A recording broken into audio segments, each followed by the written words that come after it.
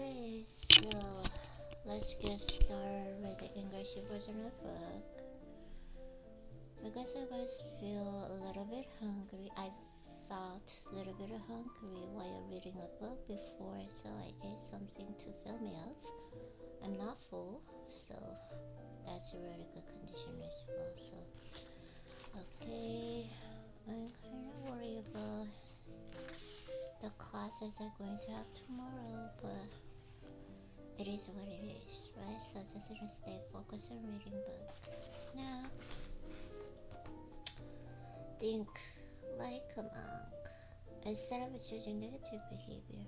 Oh, we try to neutralize the charge or even reverse it opposite, or even reverse it to a positive. I'm sorry, not opposite, positive. Once you recognize that a complainer is looking for solutions, you realize you don't have to provide them. If a commander says, "You're too busy for me," you can say, "Should we find a time that works for both of us?" Okay, I don't think that's okay. The categories above help us in a stable way from the negative person in order to make clear-headed decisions about our role in the situation. The monk weighs the deed to the root. Diagnosed? Oh, I need to warm up, right? My mouth and my tongue position as well, so it's okay, just slowly, okay? It's not a big deal, Irene, just keep reading. And clarify the situation so you can explain it simply to yourself. Let's this approach different strategies for dealing with negative people. Also lead to awareness.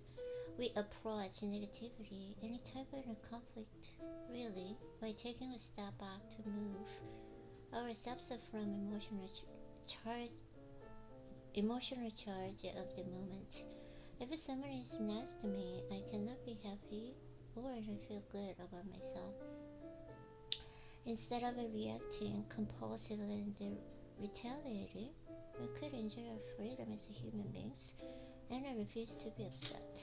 For now, I'll say that it helps us find understanding without judgment.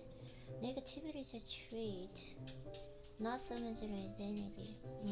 A person's true nature can be obscured by clouds, but like the sun, it is always there. And the clouds can overcome any of us. We have to understand this when you deal with people who exude negative energy. Okay, back slow away. The simplest response is back slow away. Just as in the last chapter, we let go of the influence that interferes with our values. We want to cleanse ourselves from the negative attitudes and clear our outlook. Letting go gives us a freedom, and the freedom is the only condition for happiness. If, in our heart, we still cling to anything, anger, anxiety, or possessions, we cannot be free. I encourage you to purge or avoid physical triggers of negative thoughts and feelings, like the sweatshirts your ex gave you, or in a coffee shop where you always run into a former friend. If you don't let go physically, you want to let go emotionally. Oh, okay. Oh my gosh. If I don't let go physically, I won't let go emotionally. Oh my. This really isn't a strong insight. If you don't let go physically, you want to let go emotionally. That's true.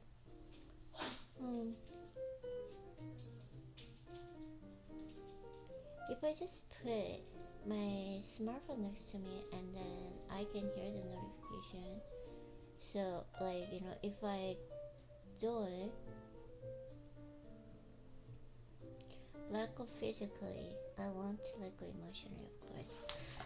I don't mean for you to take this literally to achieve the image of your friends or the negative or uplifting, but aim for the feeling that at least 75% of the time is spent with people who inspire you rather than bring you down. Do your part in making the friendship as uplifting exchange. That's good. The more we define ourselves in a relation, two people around us, and the more lost we are. Define. Oh, the more we define ourselves in relationship to the people around us, the more lost we are. Real freedom is letting go of things not wanted. Letting go of things not wanted. Letting go doesn't mean wiping away negative thoughts, feeling an idea completely. The truth is that these thoughts will always arise. Oh yes, that's true. Always. Not always. Randomly. Yeah. Unintentionally so. Which means that you cannot control it. It is what we do with them that makes the difference. The neighbors in a working dog is an annoyance. It will always interrupt you. The question is how you got that response, and the key to real freedom is self-awareness. If your evaluation of your own negativity, keep in mind that even small actions can have consequences. Even when we become more aware of others' negativity and say, she's always complaining, we ourselves are, we are,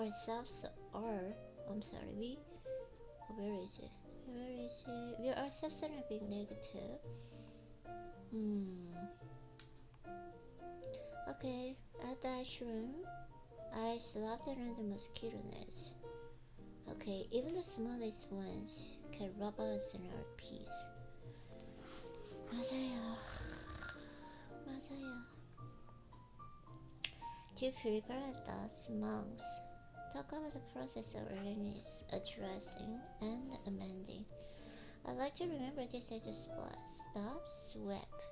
First, we become aware of the feeling or issue, we spot it. Then we pause to address what the feeling is and where it comes from. We stop to consider it. And lastly, we amend our behavior, we swap in a new way of processing of the moment. Spot, stop, sweep. Spot. Becoming aware of negative means learning to spot the toxic impulses around you. Spot, that's a spot, right? To help us confront our own negativity, our monk teachers. Okay, our monk teachers told us to try not to complain, compare, or criticize for a week. And I keep a tally of how many times we failed. 맞아요. Oh, that's true. Yeah, I've been failing a lot. Sometimes, like, I can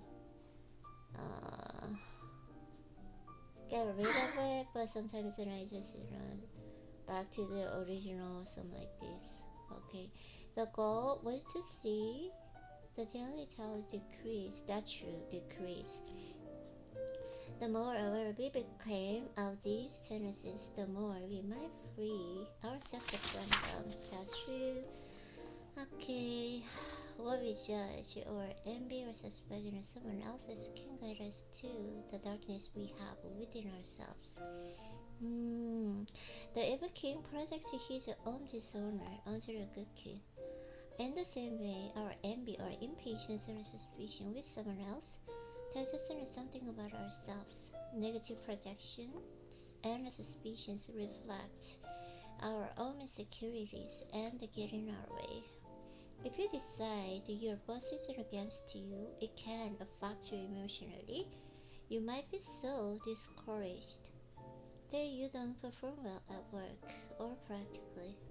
You want to explore the rage you deserve either way, like the evil king. You are the one who will go hungry. Stop. When you better understand the roots of your negativity, the next step is to address it. Okay. Silence your negativity to make room for thoughts and actions that add to your life instead of taking away from it. Start with your breath. When we are dressed, we hold our breath and clench our jaws.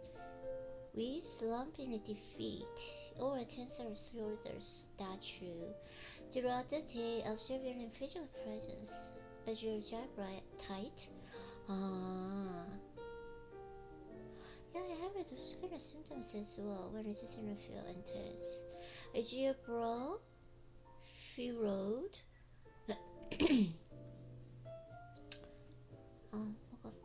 My throat. These are signs that I need to remember to breathe and to loosen up physically and emotionally. Okay, these are the signs that we need to remember to breathe and to loosen up physically and emotionally. Yes, remember saying whatever we want, whenever we want, however we want is not freedom. Real freedom is not feeling the need to say these things. That's true. When we limit our negative speech, we may find that we have a lot of less to say. We may even feel inhibited.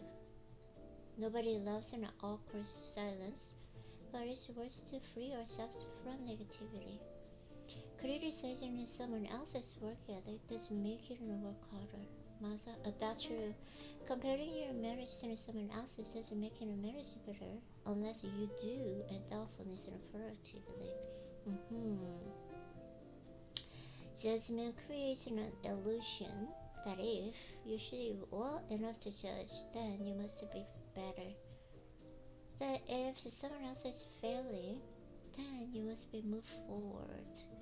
In fact, it is a careful, thoughtful observation that moves us forward. Yeah, it is important to find our significance not from thinking other people happy better, but from being the person we want to be.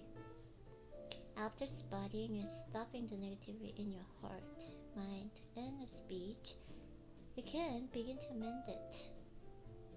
amend it. Okay. Most of us monks were unable to completely avoid complaining, comparing, and criticizing. And you can't expect that you will completely cure the habit either. But researchers have found that happy people tend to complain, wait for it, mindfully. While dull listening and venting complaints makes your day worse. It's been shown that writing a journal about an upsetting events, giving attention to your thoughts and emotions can foster growth and healing not only mentally but also physically. We might say we are angry or sad when we are offended or disappointed. Instead, we can better manage our feelings by choosing our words carefully. Instead of describing ourselves and feeling angry, sad, anxious, and hurt, embarrassed, and happy, the Harvard Business Review lists 9 more expressive words that we could use for each one of the emotions. Instead of being angry, you might better describe ourselves as annoyed, defensive, or spiteful. Monks are considered quiet. Okay, monks are considered quiet because they're trained to choose their words so carefully that it takes them some time. We choose words carefully and use them with purpose. I asked him how to stay peaceful and be a positive force in a world where there isn't so much negativity. There is a toxicity everywhere around us, in the environment, in the political atmosphere, but the origin is people's hearts. Unless we clean and culture our own heart and inspire others to do the same, we will be an instrument of the polluting the environment. But if we create purity in our own heart, then we can contribute and create purity to the world around us. We've talked about strategies to manage and minimize the daily negativity in your life. But nuances like complaining, comparing, and gossip can feel manageable next to the bigger negative emotions like pain and anger. We all harbor anger in some form. Anger from the past, or anger at people who continue to play a big role in our lives. Anger at the misfortune, anger at the living and the dead. Anger turned inward. Casimir is a sanctuary for forgiveness. It suggests that you bring a patience and forbearance to your dealing with others. Sometimes we have been wounded so deeply that we can't imagine how we might forgive the person who hurt us.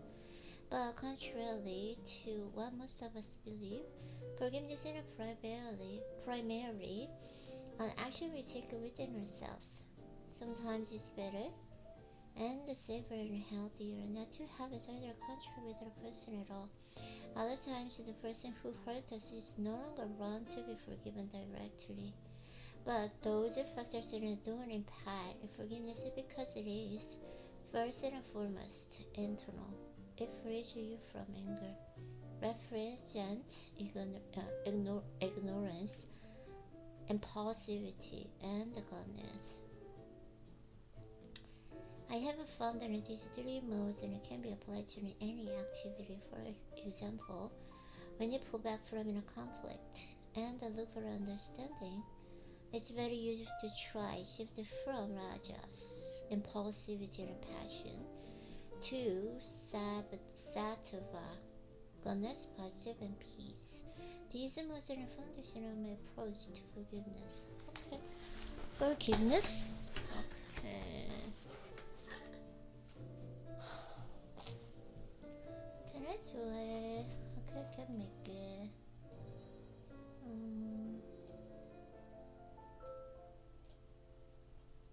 Sorry. I just want to save time for tomorrow, cause sorry about that.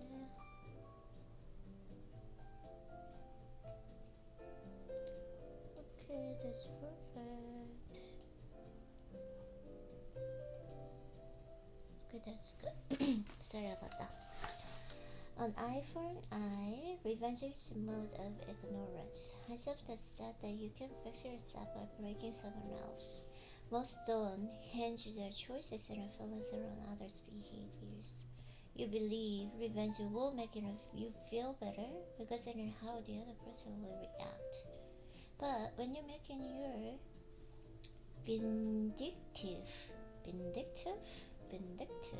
your vindictive play, and a person doesn't have the response you fantasize about, guess what? You only feel more pain, revenge, and a backfire. When you rise above revenge, you can begin the process of forgiveness. People tend to take it in binary terms. You either forgive someone or you don't forgive someone, but as I will suggest more than once in this book, the next step is something called a transformation of forgiveness. This is forgiveness in its mode of goodness. In transformation of forgiveness, we find the strength and a calmness to forgive without expecting an apology or anything else in return. There is one level higher on the forgiveness ladder. Unconditional forgiveness. Yeah, this is a level of forgiveness that a parent often has for a child. No matter what the child does or will do, the parents has already forgiven them. The good news is that I'm not suggesting to aim for that. What I want you to achieve in a transformation of forgiveness. Forgiveness has been shown to bring peace to our minds. Forgiveness actually conserves energy. Transformation of forgiveness is linked to the root of the health improvement, including fewer medications take, better sleep quality, and reducing somatic symptoms including back pain, headache, nausea, and fatigue, of course. Maintaining a good condition and stamina is a skill. Forgiveness and eases and stress. Okay. Forgiveness eases the stress because then we no longer recycle the angry thoughts, both conscious and the subconscious. That stressing us out in the first place. In couple where the victim wasn't able to forgive their spouse, was in a parent's blood pressure decreased. It just goes to show that forgiveness is good for everyone. Yay! Sometimes when you feel shame or guilt for what we've done in the past, it's because those actions no longer reflect our values. Now, when you look at our former selves, we don't relate it to their decisions. This is actually good news. The reason we are hurting over our past is because we made progress, of course. We did the best that we could then, but we can do better now. What could be better than moving forward? We are already winning. We are already crushing it. When we wrap our heads around the fact that we can undo the past, we begin to accept our imperfections and the mistakes. Okay, forgive ourselves, and in doing so, open ourselves up to the emotional healing we all yearn for. Negativity is a natural part of life. This is when you feel more free and peace because then you're truly able to let go. The teaser provoke expression of vulnerability, connect over the shred of values and fears. It's hard to find a comedy show that isn't based on negative observations, but there isn't a line between negativity that helps us in a negative life and a negative that puts more in pain out into the world. Okay, whisper, stop, and sweat, observe, reflect, and develop new behaviors and reverse the negativity in our lives, always striving towards self-discipline and bliss. When you stop feeling so curious about others' misfortunes, and instead take a pleasure in their successes, you're healing. The less time you fix it on someone else, the more time you have to focus on yourself. Of course, the truth is, we'll never live entirely without the fear and anxiety. We will never be able to fix our economic, social, and political climates to entirely eliminate conflict and uncertainty, not to mention our everyday interpersonal challenges. And that's okay because inner fear isn't bad. It's just simply a warning flag. Your mind saying, this doesn't look good. Something might go wrong. That's what we do with that signal that matters.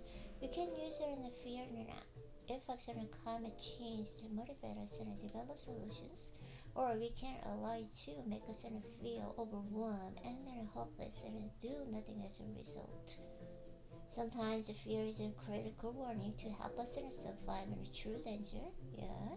But most of the time, what we feel is anxiety related to everyday concerns about money, jobs, and the relationships. We allow anxiety, everyday fear, to hold us back by blocking us from our true feelings. The longer we hold on to fears, the more we firm it until eventually they become toxic. 맞아요. Is that true? Happened earlier, I had been so sure I wasn't scared of anything. And suddenly I was uncovering my deepest fears and anxieties, which I had managed to hide completely from myself for years. By gently, but consistently asking myself what I was scared of, I refused to let my mind dodge the questions. Our brains are really good at keeping us from entering uncomfortable spaces. But by repeating a question rather than rephrasing it, we essentially corner our brain. Now it's not about being aggressive at ourselves. This isn't an interrogation, it's an interview. You want to ask yourself the question with sincerity, not force. I learned to let go of my fear of fear of punishment, humiliation, or failure, and their accompanying negative attitudes no longer propel my misguided attempts at self-protection. I can recognize and obtain the fear signals. Fear can help us identify and address patterns of thinking and the behavior that doesn't serve us. Often we notice the fears and warning but ignore its guidance. If we learn how to recognize what fear can teach us about ourselves and what we value, then we can use it as a tool to obtain a greater meaning purpose, and fulfillment in our lives. We can use fear to get to the best for us. We waste a lot of time and energy trying to stay in the comfortable bubble of a self-made biosphere. We fear the stresses and the challenges of change, but those stresses and challenges are the wind that makes us stronger. If we can stop feeling the stress and the fear that often accompanies its negative and instead see the potential benefits, we are on our way to changing our relationship with fear. When your brain shouts fear, your body can differentiate between the weather, the trade, the threat is real and imagined. Whether your survival is in jeopardy or in the you're thinking about your taxes. As soon as the fear signal goes off in our bodies prepare us to fight or flee, or sometimes to freeze. If we launch into this high alert fear state often, all of those stress hormones start to send us downhill, affecting our immune system, our sleep, and our ability to heal. When you deal with your fear and hardship, you realize that you are capable of dealing with the fear and hardship. This gives you a new perspective. The confidence that when bad things happen, you will find a way to handle them. With that increase of activity, you become better able to differentiate what's actually worth being afraid of and what's not. From the fear meditation I described above, I came away with the idea that we have four different emotional reactions to fear. We panic, we freeze, we run away, or we bury it.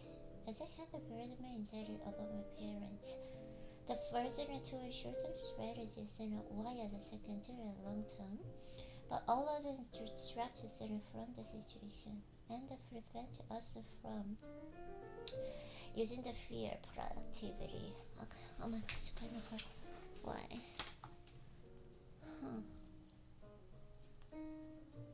Okay. In order to change our relationship with fear, we have to change our perception of it. Once we can see and value the fear of first, we can change how we respond. An essential step in reprogramming is learning to recognize our reaction pattern to fear. Okay, I don't want to read more fear. Okay, I just want to read something about kind of productive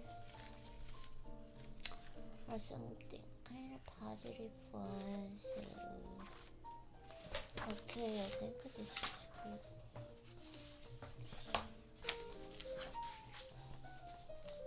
The mind.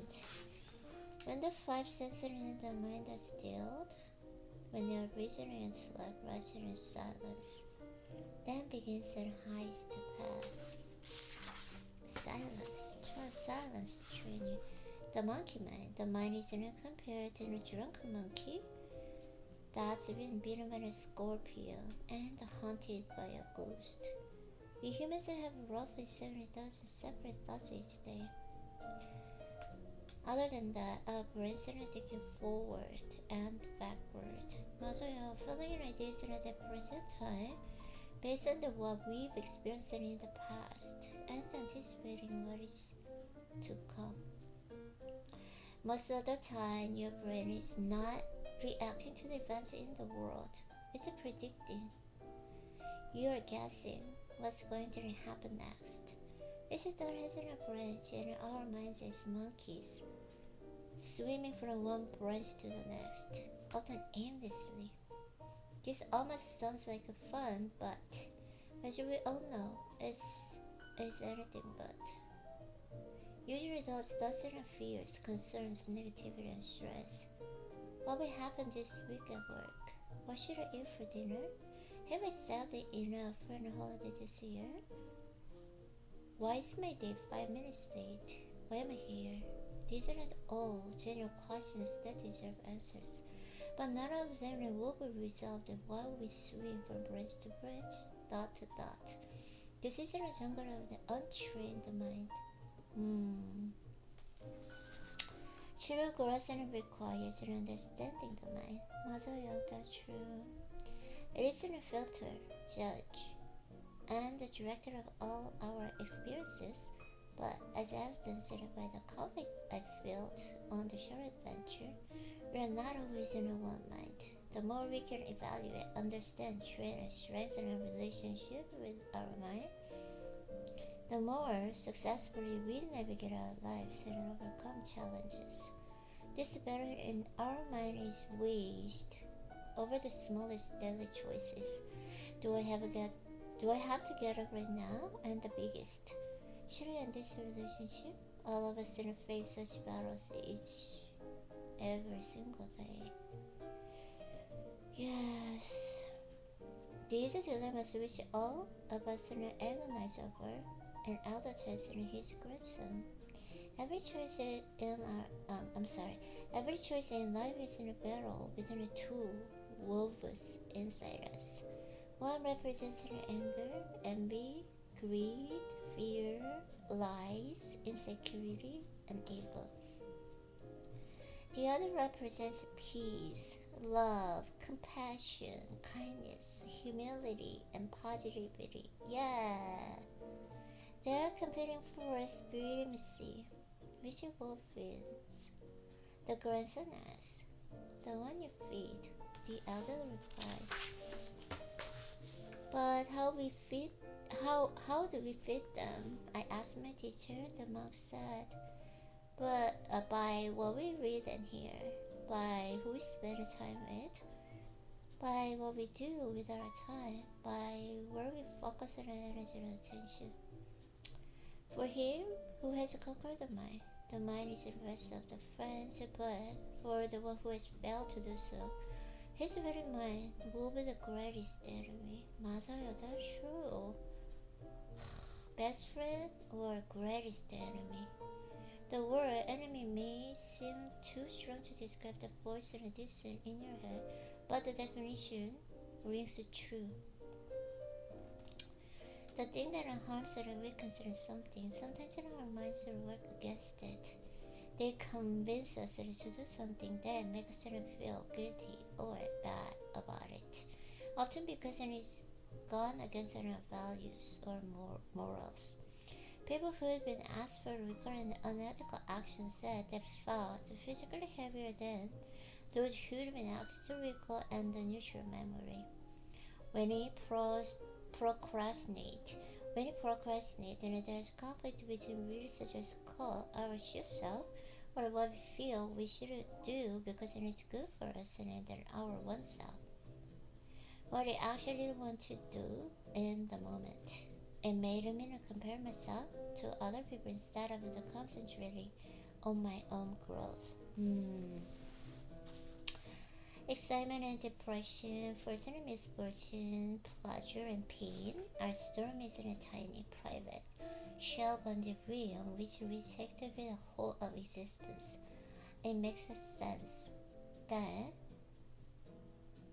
when the Buddha finally reached the realm utterly beyond the reach of thought, he described a feeling like a chick breaking out of his shell. I learned that something that has been crucial in curbing these dangerous, self-destructive thoughts. Our thoughts are like a cloud passing by. The self, like the sun, is always there. We are not our minds. As in any interaction, the quality of our communication within the mind is based on the history of our relationship with it.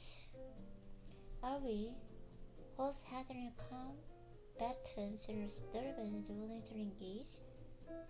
Do we have the same arguments over and over again? Or do we listen and compromise? Most of us don't know the history of this interrelationship because we never take the time to reflect on it. The monk mind is a child and the monkey mind is a child and the monk mind is an adult. A child cries anyway it doesn't get what it wants, ignoring what it really has. A child struggles to appreciate real value. When something challenges it in some way, the childlike mind reacts immediately. Maybe you feel insulted and make a sore face, or you start defending yourself. A conditioned, automatic reaction like this is ideal. If someone pulls out the knife, you feel scared and you bolt. But it's not ideal. Maybe you're just being emotionally defensive because someone has said something we don't want to hear. We don't want to be in control by an automatic reactions in every case, nor do we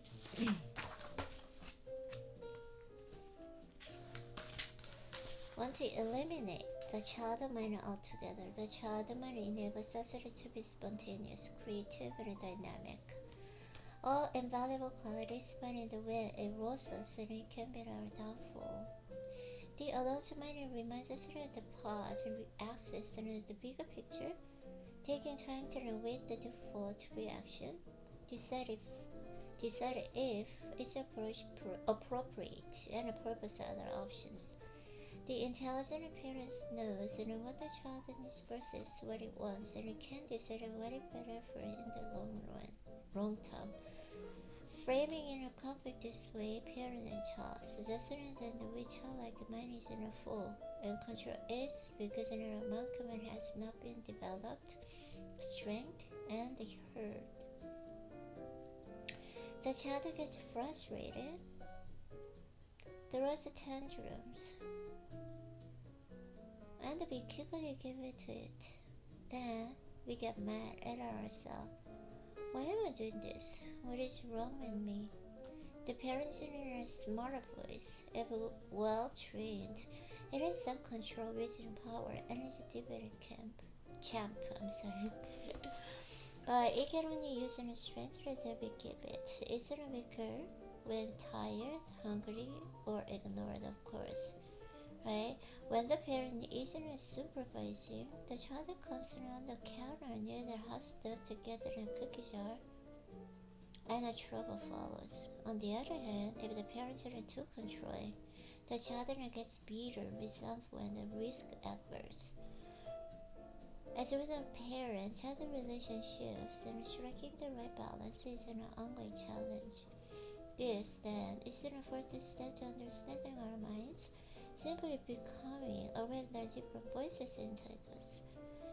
Starting to differentiate what you are hearing will immediately help you to make better decisions. When you begin to sort out multiple voices in your head, the level of conflict may surprise you. It doesn't make sense. Our minds should work in our own best interest. Our five senses are telling us what appeals in the moment. Our memories, recalling what have experienced in the past, and our intellects are synthesizing and evaluating the best choice for the long term. Okay.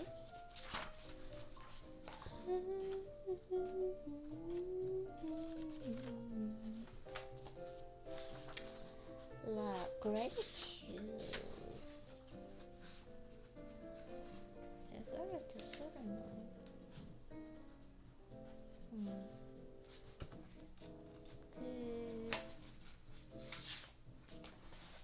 Gratitude.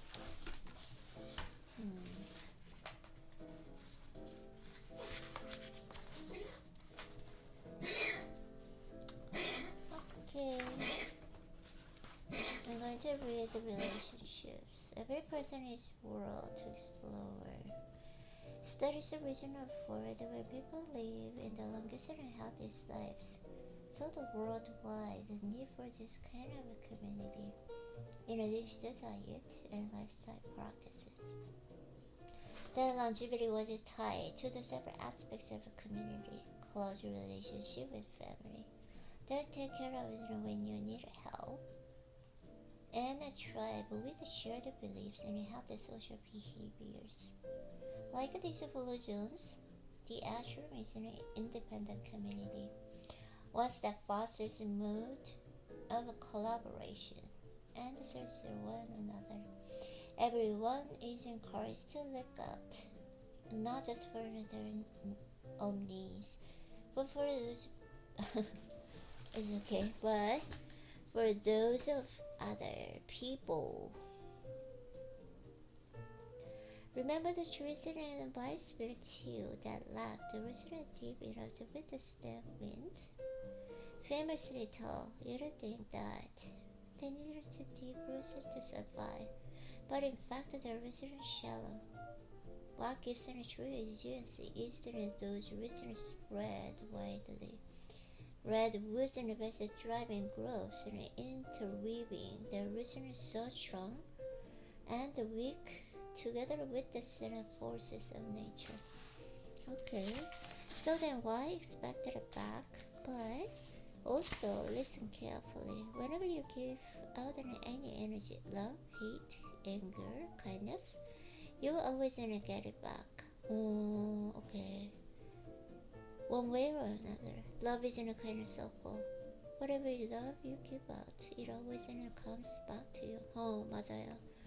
The problem lies within exceptionals.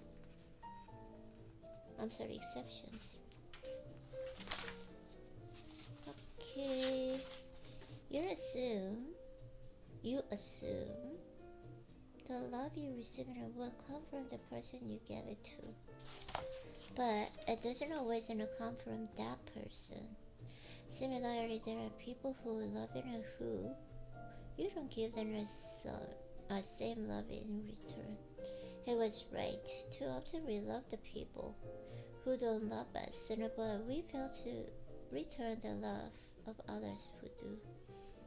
I thought of my mother, who would always draw. Whatever she was doing to take my call, if she were to pick up the phone, the first person she'd reach out to would be me or my sister. In her hurt, she wanted to talk to me pretty much all the time. At the same time, I might be frustrated because someone wasn't responding to my text. My mother wasn't sitting there thinking, I wish my son would call me. My teacher's description of a circle of love changed my life. Our lack of gratitude is what makes us feel unloved. When I think nobody cares, we need to check ourselves and realize that the love we give comes back to us from bright sources and is a more generous sense. Whatever we put out will come back to us. This is example of karma. The idea that your actions, good or bad, bring the same back to you. When we feel unloved, we need to ask ourselves, am I offering help as often I ask for help? Who is giving to me without receiving anything in return? It makes sense in a monk look at the description of love and the cares as network compassion rather than a one-to-one exchange. Monks believe different people serving different purposes, with each role contributing to our growth in its own way. We have peers for friendship, students to teach, and mentors to learn from and serve. These roles are not wholly tied to age and experience. Every monk is always in every phase in that circle. Monks believe that these rules aren't fixed. The person who is your teacher one day might turn your student the next. Sometimes a senior monks would come to the classes with young monks like us, sitting under a floor and listening to a new monk speak. They weren't there to check on us. They were there to learn for themselves. I was upset because I felt my care wasn't reciprocated. We often expect too much of others when we don't have a clear sense of their purpose in our lives. Let's consider the 4 characteristics that we look for in the people we allow into our lives. You will recognize that these people, most of us, know at least the one person who falls into each of these categories. Consistency. People who are inconsistent may not be the top experts, have the highest character and care most deeply for you, but you're reliable, present, and available when you need them, even being vigilant through highs and lows. Nobody carries in a sign announcing what they have to offer us. Observe people's intentions and actions. Are they alignment? Are they demonstrating what they say they value? Do their values correspond with yours? We learn more from behaviors than promises. Using the four types of trust to understand why you are attracted to the person and whether you are likely to connect with a friend, a colleague, or a romantic partner. Ask yourself, what is my genuine intention for getting involved in this relationship? Okay, we tend to expect every person to be completely packaged, giving us everything we need. This is setting the bar impossibly high. It's hard to find the person as sorry. It's hard to find the person as it is to be that person. Okay. It's hard to find that person as it is to be that person. Okay. The four types of trust will help us to keep in mind what you can and can't expect from them. Every your partner can provide care, character, competence, and consistency in all ways and at all times. Care and character, yes, but nobody's competent in all things. And though your partner should be reliable, nobody's consistently available in the way you need them. We expect our life partner to be our everything to complete us. Thanks. But even within that deep and lifelong union, only you can be your everything. Okay, 맞아요. Only you can be your everything. 맞아요. But even within the deep and lifelong union, only you can be your everything. 맞아요. Being out there in relation with the people who want a family and otherwise connect to us give us a realistic perspective. Whew, there, it was clear that nobody could and should play every role. Swedish similarly found 3 C's in a trust: competence, caring, and character. Exercising at the one of a methods labels the people. I am against the labels, as I've explained, because they reduce in many nuances and hues of light and black and white. The monk approach is to look for the meaning and absorb what you need to move forward instead of getting locked in judgment. 맞아요. However, many offline filters like the 4Cs, we can see if our network and compassion is broad enough to guide us through the complexity and the chaos of life. Even if we've gotten a 4Cs covered, we benefit from multiple viewpoints within each of these categories. A mother's care isn't the same as a mentor's.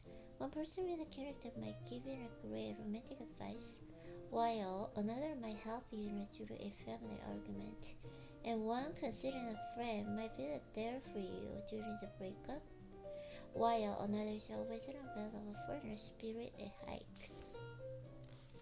In order to find diversity, we have to be open to new connections. When you enter a new community, as I entered in the ashram, you have a clean slate. You have none of the expectations that have already built up among family and friends. Most likely, nobody shares in your past. In situations like this, most of us rush to find our people, but an ashram showed them in another way. I didn't need to replicate a family, creating a small circle of comfort and trust. People come into your life for a reason, a season, or a lifetime. Yeah, season or lifetime, that's true.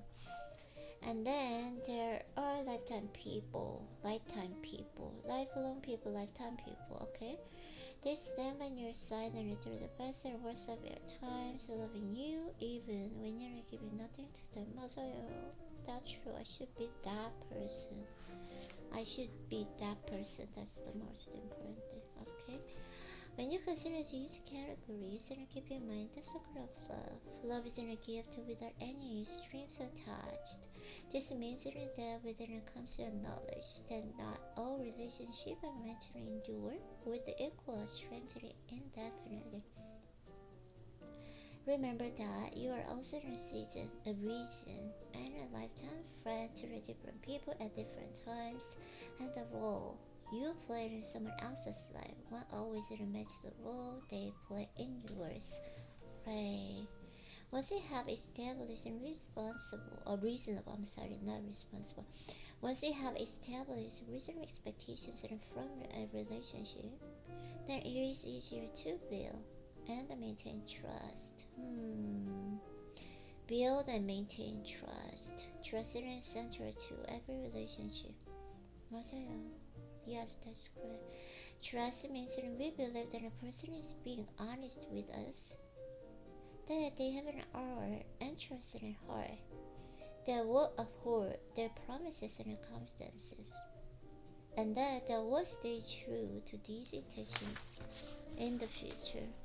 Notice that I didn't say they're right all the time or handle every challenge perfectly. Trust is about intentions and not abilities.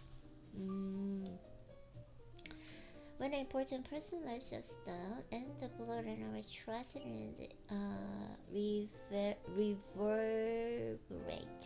reverberates across all of our relationships. Even people with the best intentions and change and don't follow the same path that we do. Other people give us plenty of signs that their intentions don't match with ours, but we ignore them. Yeah, and sometimes if we were more aware, there are people we would know not to trust in the first place. Other people's behaviors are always out of control. So, how can we trust anyone? We aren't careful with when and how we give our trust. We either trust in other people too easily, or we withhold our trust from everyone. Neither of these extremes serve us well. Trusting everyone makes you vulnerable to deception and disappointment. Trusting no one lives in a suspicious and alone. Our level of trust should directly correspond to our experience with a person, growing through 4 stages of trust. Okay. It's better to have a neutral trust than to trust someone for the wrong reasons, or to trust them blindly. No matter how dissatisfied with you, or within a pyramid, they'll promote the people without the reason. Not though, without reason. That's it, without reason. That will only let you down. The biggest mistake we make is assume that everyone else operates just like you. We believe that others don't value what we value. We believe that what we want in a relationship is what others want in a relationship. When someone says "I love you," we think they mean exactly what we mean when we say "I love you." But if we think everyone is a reflection of ourselves, we fail to see things as they are. We see things as we are. Mutual trust requires patience and commitment. It is better to true understand another person in spite of, and because they are separate from us and view the world differently. 맞아요, that's true. The way to step back from making presumptions is to closely observe their words and behaviors. 맞아요, 맞아.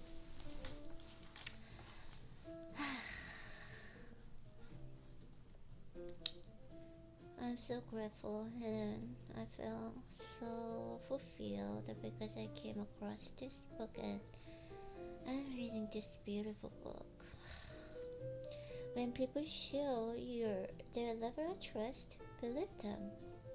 I want you to feel grateful for the people who can trust. 맞아요. And to feel honored by those who trust you. If you have an unusual trust for someone, that's cool too. Accept the people as they are and you give them the chance to grow and the prove to be more. We set ourselves up for long-term trust and we let it evolve naturally. Relationships rather get to the point where both and participants can say, I absolutely know this person. No. And that they absolutely know me. Like in a curve, the continual process never reaches a line. You never get to the point of saying, I trust them fully, and they trust me fully, forever and ever. Trust can get threatened in small and large ways, and then needs to be reinforced and rebuilt on a daily basis. Making and fulfilling promises, contractual trust, giving those you care about the sincere compliments and constructive criticism, going out your way to offer support, mutual trust, standing by someone even when they're in a bad place and have made a mistake or need help because of a significant time, pure trust. Giving up in a romantic relationship wasn't the hardest sacrifice. It sounded ridiculous, even impossible, but I knew the purpose behind it. To save the opposite energy that went into being invested in the romantic relationship and to use it to build a relationship with myself. My romantic entanglements hadn't brought me fulfillment. Oh, okay. So I was willing to try the experiment of self-control and discipline. Okay, self-control and discipline. Okay. The right use of energy. In the dating world, when you walk into a bar, you look around to see who is attractive, or you swipe through the potential mates and online without giving a second thought to how much time you spend in an effort to hook up. But imagine if you could buy the time back for yourself. If you could recoup everything you've ever invested in a relationship that didn't pan out, that attention and focus could be used for creativity, friendship, introspection, industry, beautiful. Okay, now this doesn't mean every failed relationship is a waste of time. On the contrary, we learn from each mistake, of course, but think of the time around the relationship, waiting for a text, wondering if they like you, trying to make someone change into the person you want them to be.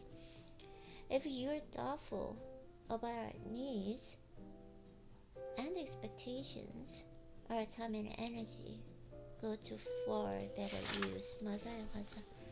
But your energy is squandered with energy spent tailoring yourself to someone else's idea, or in shaping yourself into the person you think he wants, or in suspecting her of cheating on you. There is so much anxiety and negativity around dating, and so much pressure to find the one. Never mind whether we are ready or able to settle down with anyone. Again, I'm not suggesting you give up sex, though you certainly could. But what if you give yourself permission to be single by yourself, able to focus on your career, your friends, and your peace of mind? Minister and philosopher Paul Tillich said, our language is widely sensed. These are two sides of man's being alone. It has created the word loneliness and expressing the pain of being alone. And it has created the word solitude to express the glory of being alone. I spent 3 years as a monk, 3 years in developing my self-awareness, at the end of which I was able to ask myself the right questions about a relationship. I might not have spent all my waking hours in the mode of goodness, but I knew where I wanted to be and how it felt. I had the opportunity to become the person I would want to date. Instead of looking for others to make me happy, I was able to be that person myself. 그쵸? 맞아. Our increasing intention will give us a clear perspective which is evaluate why we are initially attracted to people and whether those reasons support our values.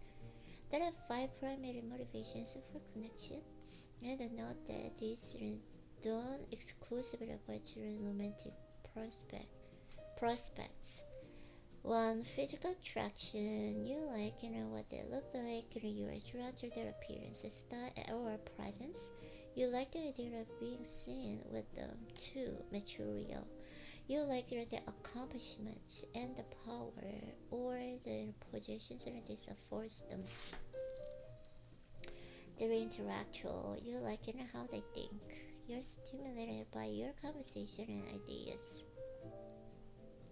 4. Emotional. You connect well. They understand your feelings and encourage your sense of well-being. 5. Spiritual. They share your deepest goals and values. When you identify what's attracting you, is it clear?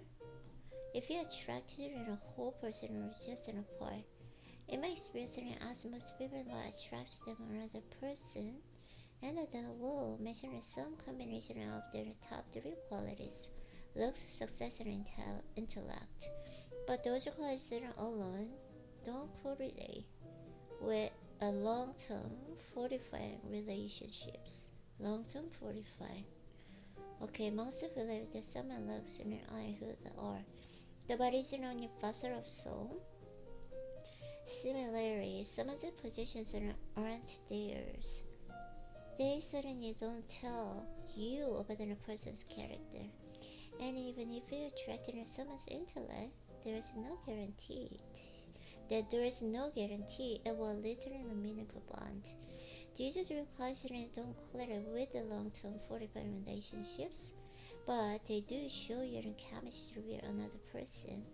The last 2, emotional and spiritual, point to the more profound, lasting connection. They show your compatibility.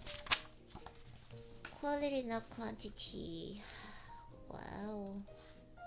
When it comes to the energy we expend and receive in relationships and focusing on quality, not quantity, I often hear from gifted parents and usually moms and they feel better having to work in long hours and lose out of time with their kids.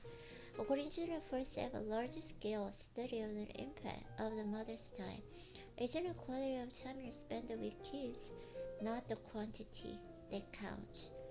That means you don't put away your phone during family time. I'm not a parent, but I know that as a child, I always felt my mom's energy. I never measured how much time she spent with me. My mother worked, and as a young child, I went to the daycare. I don't have any single memory from daycare, no painful memories of her absence, but I do remember her coming to pick me up. She'd always smile and ask about my day. This is true in all relationships. Nobody wants to be seen with dinner while you're on the phone. This is where we condition time and energy. 맞아요. You can spend a whole hour with someone, but only give them 10 minutes of energy. I'm not able to spend much time with family, but when I'm with them, I'm 100% there. I'd rather spend 2 hours with them, focused, engaged, than give them impartial, distracted energy for a whole weekend. A monk should love during presence and attention. In the ashram time, Vassana was never seen as a reliable measure of care or engagement. As I mentioned after meditation, nobody asked how long you've meditated. They asked how deep you've gone.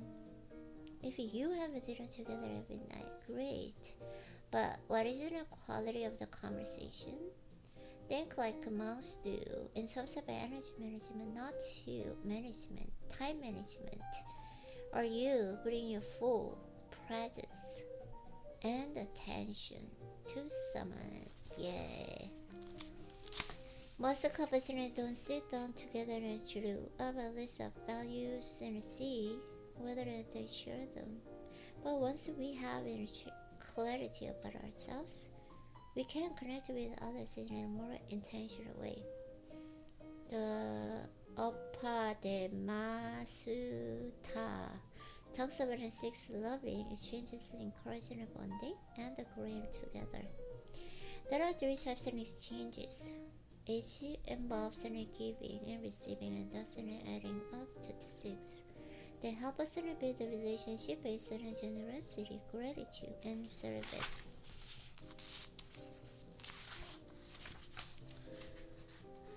Of course, there's better than completely forgetting the day. Isn't it Valentine's Day the best moment to express your love? Okay, I want to read this one.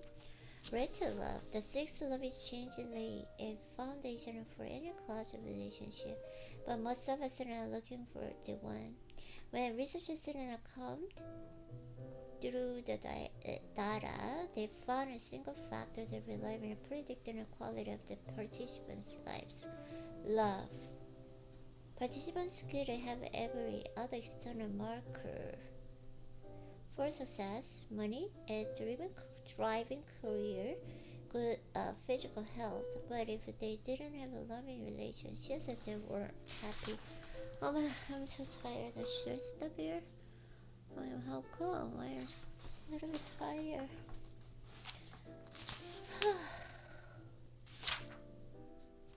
Oh my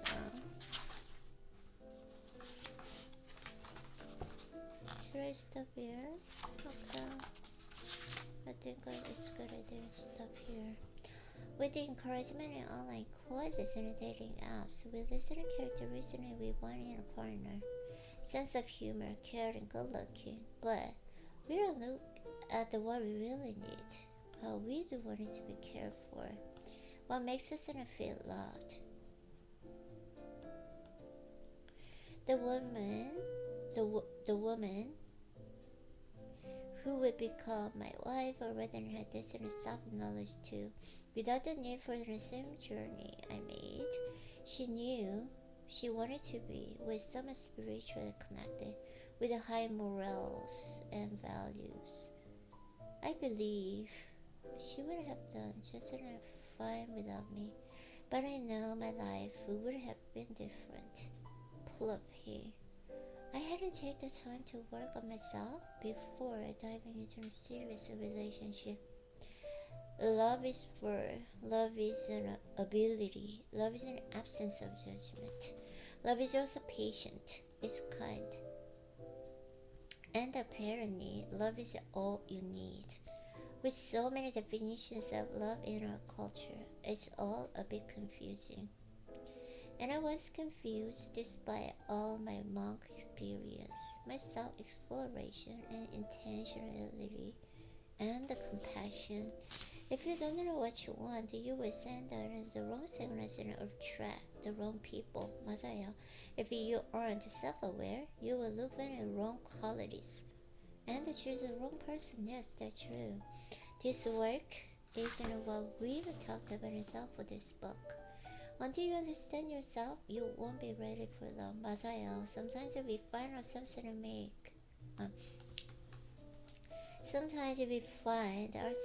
making the same mistakes over and over again, attracting the same sort of incompatible partners, or picking them in spite of ourselves.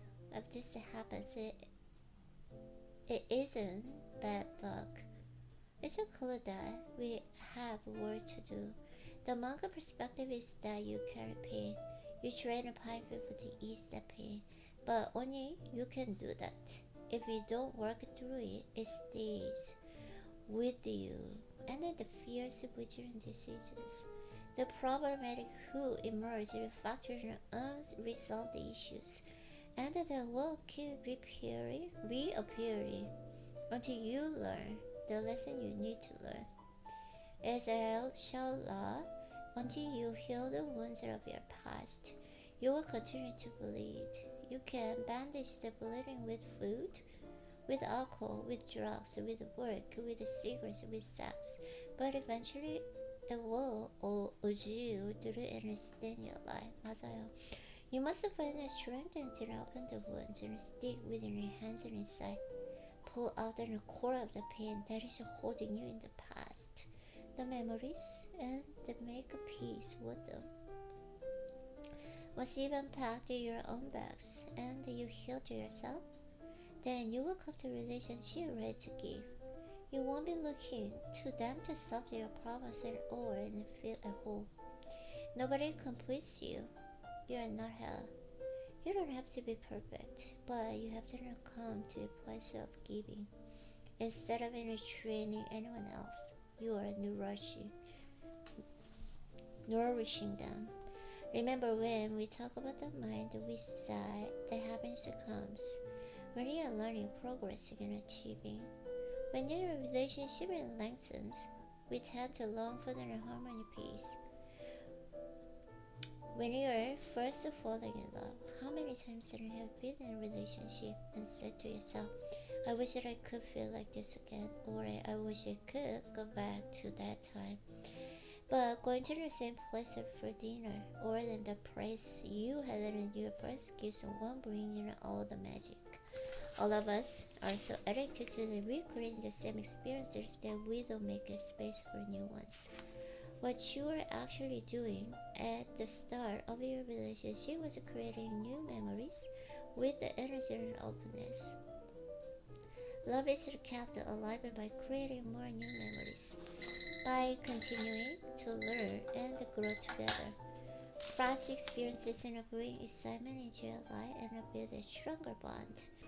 I have many recommendations for activities that a couple can together, but here are a couple of my favorites written from monk principles. Okay. Learn from the situation. Movies, music, and other matters send us limited, often inaccurate messages about what love should look like. Use the reality of the breakup to set realistic expectations about what you deserve and the need for a new relationship. And remember that yours can be different from the person who broke up with or the next person to come along. What was the biggest expectation you had that wasn't met? What was important to you? What wasn't a good in relationship? What was bad? What was your role in as Demis? Instead of exploring your pain here, you want to investigate in the working of the relationship in order to identify what you want from your next relationship and what you might have to work on yourself. Believe in your worth. You may undervalue yourself in the moment of a breakup, but your value doesn't depend on someone's ability to fully appreciate you. If you wrap your identity around the relationship, the pain you feel is that you had to sacrifice the part of your identity. If you expected one person to fulfill all of your needs, then of course there is a vacuum when they're gone. Now that you're single, use this time to build a community of people with a shared interest, whom you want to be in your life forever, making your life whole. You need to be someone who makes you happy. Wait before dating again. Remember, if you hadn't healed the past pain, you might miss your next opportunity for an incredible connection with an incredible person. Don't rebound or revenge date. This is when you causes more hurt and regret that spread further a virus or pain. Instead, take some time to get to know yourself the better. Build your self-esteem and boost your growth. Yeah, if you lost yourself in a relationship, find yourself and their heartbreak. The monk way isn't about awareness, addressment. Either within a relationship or people we enter one, we take a step back to evaluate and to make sure we understand our own intentions. Then you can venture into the dating world and return to the relationship with your self-awareness and love.